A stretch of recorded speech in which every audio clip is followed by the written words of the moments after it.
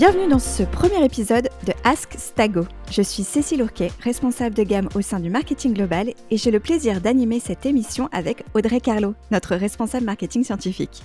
Dans Ask Stago, nous tentons de répondre en moins de 10 minutes accompagnés d'experts à vos questions scientifiques ou techniques en hémostase.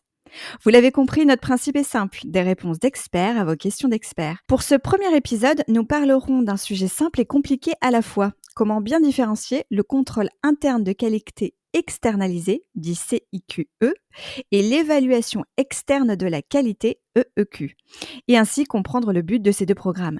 Audrey, peux-tu nous présenter notre invité du mois ? Bonjour à tous, je suis Audrey Carlo et c'est un plaisir de vous retrouver pour ce premier épisode de l'édition française d'Ask Stago. Cécile, notre invitée d'aujourd'hui, c'est Minh-Lan Nguyen. Minh-Lan est responsable de gamme de l'offre qualité au marketing global. Merci d'être notre invitée. Bonjour Cécile, bonjour Audrey, bonjour à tous, c'est un plaisir d'être là. Minh-Lan, peux-tu nous aider à différencier l'EEQ et le CIQE ? Quelle est l'utilité par exemple de chaque programme ? Eh bien, comme vous le savez peut-être, EEQ signifie évaluation externe de la qualité. Dans un tel programme, le laboratoire doit analyser un échantillon aveugle, donc en un seul essai, afin de vérifier les performances analytiques du test par rapport aux autres. Ici, nous vérifions l'exactitude de la méthode. Le CIQE est le contrôle interne de qualité externalisé. Cela signifie que vous comparerez en permanence les résultats de tous vos points CIQ avec d'autres laboratoires. Le CIQE est utilisé pour évaluer la précision relative. Pourquoi emploies-tu le mot relatif ici, Minh-Lan ? Parce que cette comparaison permettra d'évaluer vos performances relatives et votre biais par rapport à un pair utilisant le même lot de matériel CIQ en temps réel, à tout moment. Lors des journées de l'innovation en hémostase en 2017, je me souviens du docteur Claire Flojac qui avait utilisé une image très utile pour différencier les différents programmes, et qui était celle du saut de haie. En fait, votre CIQ est un point de départ et d'arrivée de la course. Vous le faites en début et en fin de lot de patient. Il vérifiera la précision du système, le tandem, comme on l'appelle, instrument réactif. Le EQ est une image du saut pour évaluer la précision à un moment figé. Le CIQE est une visualisation de la course à plusieurs instants. Là, vous allez plus vous assurer que votre course est faite dans le bon sens. C'est une image très claire, merci Cécile.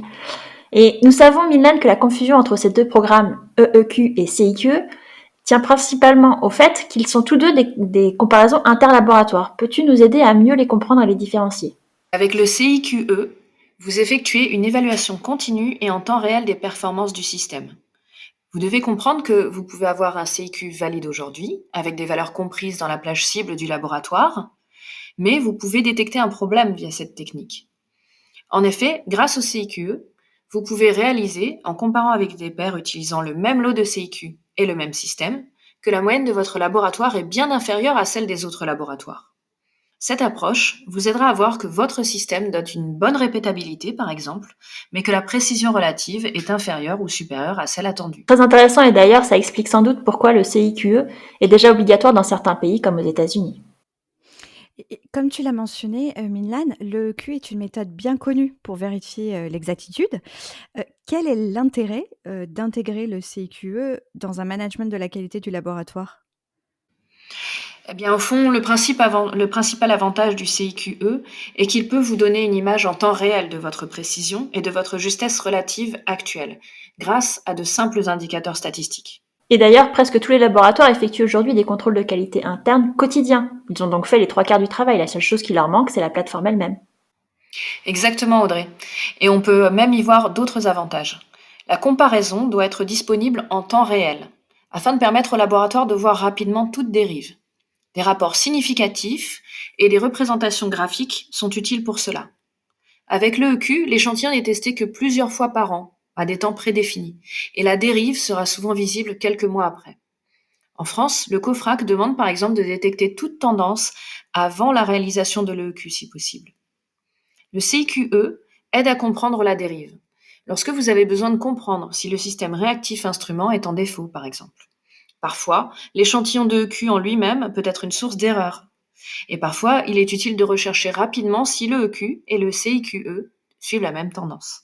Le CIQE est également utile pour comparer les résultats entre vos différents instruments ou même au sein de votre laboratoire si vous faites partie d'un groupement par exemple, encore plus si vous utilisez un lot commun de CIQ.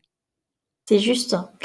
Minlan, tu évoquais tout à l'heure l'incertitude de mesure d'une méthode. Peut-on aussi la calculer à l'aide des résultats de CIQE? Eh bien, c'est une bonne question, Audrey. Sur la base des recommandations du SHGTRA 14, il est aujourd'hui obligatoire de participer à un dispositif de EQ. Mais si le groupe de pairs de l'EQ est trop petit ou manquant, ce groupe d'experts français a validé la possibilité d'utiliser le CIQE comme un calcul primaire pour les niveaux normaux et pathologiques. Merci Minlan pour cette explication très claire. Il est temps de terminer ce premier épisode.